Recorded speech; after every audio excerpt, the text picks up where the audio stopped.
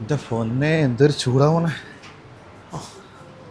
ആ സാലി ഒന്നും പറയണ്ട പോനെ, എങ്ങനെ ഒപ്പിച്ചെന്ന് പഠിച്ച റബ്ബിനാറ്.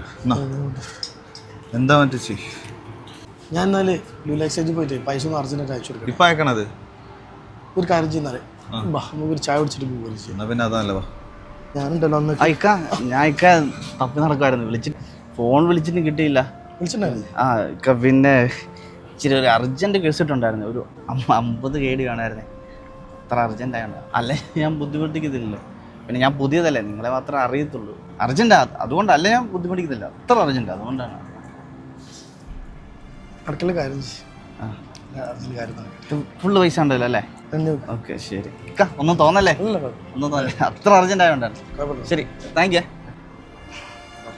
അവിടെ ചങ്ങായി ഇപ്പൊ ഞാൻ തന്നെ എങ്ങനെയാ പൈസ ഉണ്ടാക്കിയെന്ന് എനിക്കറിയാം, എന്റെ ആവശ്യത്തിന് വേണ്ടി. എന്നിട്ട് ഇനിയിപ്പോ അടുത്ത് ഓൻ കൊടുക്കുക സാറിലടാ എന്തോ അർജന്റ് ഉണ്ടോ പാവാണ്.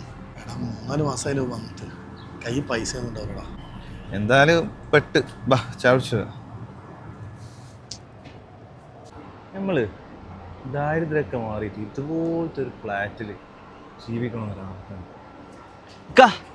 പിന്നെ താങ്ക് യു. പോയ കാര്യം റെഡി ആയെന്നോ?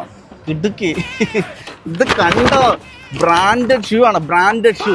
ഓഫർ വന്നപ്പോൾ പൈസ ഇല്ലായിരുന്നു. കറക്റ്റ് സമയത്ത് ഇക്ക പൈസ പെടപ്പ്.